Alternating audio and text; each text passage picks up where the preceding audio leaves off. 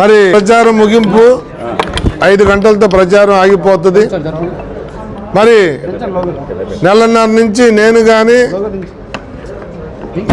మా ప్రత్యర్థి పార్టీలు కానీ ప్రచారంలో తిరుగుతూ ఉన్నాయి. నాకు ఆనందం వేసిన విషయం ఏంటంటే ప్రజలు మాకు నీరాజనాలు పెట్టారు. వాళ్ళకి అధికార పార్టీని కొన్ని ఊర్లో అడుగు కూడా పెట్టనివ్వలేదు. మీరు చేసిందేమీ లేదు, 5 సంవత్సరాలు మా గ్రామాలకు వచ్చింది లేదు, అందుకని ఇప్పుడు కూడా రావడానికి వీల్లేదు అని చెప్పి అడ్డుకున్న పరిణామాలు మేము చూసాం.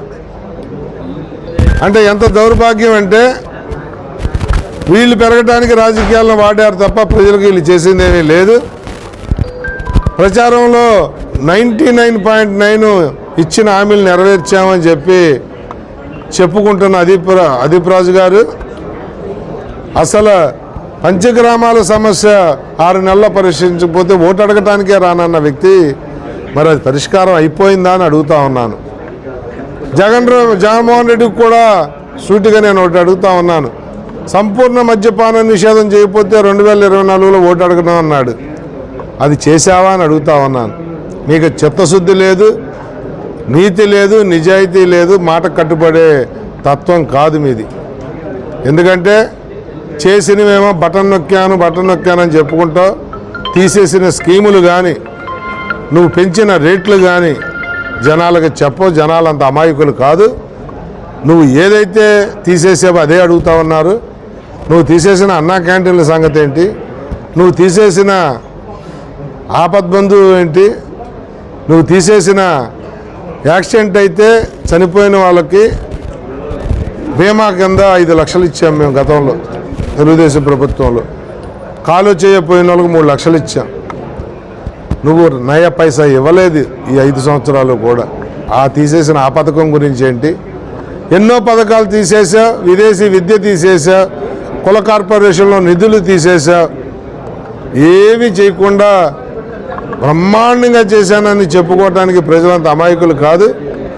తెలుగుదేశం ప్రభుత్వంలో 200 ఉండే పెన్షన్ మేము 2000 చేసాం. 3000 చేయడానికి 5 సంవత్సరాలు తీసుకున్నావు.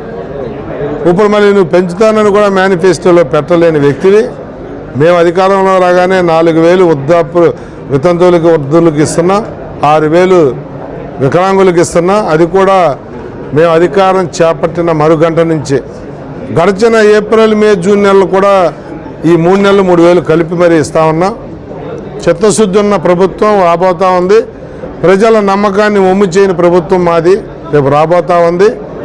భారీ మెజార్టీతో ఇక్కడ నేను, మా ఎంపీ అభ్యర్థి సీఎం రమేష్ గెలవబోతా ఉన్నారు. ఈరోజు ప్రచారానికే ఆఖరి రోజు కాదు, జగన్మోహన్ రెడ్డి ప్రభుత్వానికి కూడా పరిపాలన కూడా ఆఖరి రోజు. ఎల్లుండ జరగబోయే ఎన్నికల్లో ప్రజల ఆశీర్వాదం మా గెలుపైతే ఖాయమైపోయింది. మెజార్టీ మాట్లాడుకుంటా ఉన్నా. నీకు చిత్తశుద్ధి ఉంటే, నిజాయితీ ఉంటే, నిబద్ధత ఉంటే ప్రజలకి ఒకసారి క్షమించమని చెప్పి మేమేం చేయలేకపోయాం, చేతకాని వాళ్ళం. 5 సంవత్సరాల్లో రౌడీయిజం, గూండాయిజం, మర్డర్లు, మానభంగాలు, హత్యలు, కుట్రలు, కుతంత్రాలు, అరెస్టులు, దీంతోనే మేము మా శాడిజాన్ని చూపించుకున్నాం తప్ప ప్రజలకేమీ చేయలేకపోయామని చెప్పి ప్రజలకు క్షమాపణ కోరి ఇంటికి వెళ్ళిపోతే బాగుంటుంది అని చెప్పి తెలియజేస్తూ, మేము వచ్చిన తర్వాత అభివృద్ధి, సంక్షేమం ఈ 2 మా మెయిన్ ఎజెండాగా ముందుకెళ్తాం. యువతకు ఉద్యోగ ఉపాధి అవకాశాలు కానీ, పెండింగ్లో ఉన్న పంచగ్రామాల సమస్య కానీ, తాడి స్వయంభవరం తరలింపు కానీ, అలాగే ఫార్మా, ఎన్టీపీసీ, హిందూజా, పెట్రోలియం యూనివర్సిటీలో శాశ్వత ఉద్యోగాలు లోకల్ యువతకి ఇప్పించే ఆలోచన కానీ, ఇవన్నీ కూడా మేము చేసుకుంటూ, అలాగే ఎన్టీఆర్ సుజల స్రవంతి పూర్తి చేస్తాం, పోలవరం పూర్తి చేస్తాం, రైతు వారికి కూడా రైతును పటిష్టపరుస్తామని చెప్పి తెలియజేస్తూ, ప్రజలకు నాణ్యమైన మెరుగైన జీవితాన్ని ఇస్తామని చెప్పి మీకు మాటిస్తూ ప్రమాణం చేస్తూ, రేపు ఎలక్షన్లో మమ్మల్ని ఆశీర్వదించండి. మమ్మల్ని ఆశీర్వదించి భారీ మెజార్టీతో గెలిపిస్తే 5 సంవత్సరాలు మిమ్మల్ని నెత్తిన పెట్టుకు పూజిస్తామని చెప్పి తెలియజేస్తూ సెలవు తీసుకుంటాను.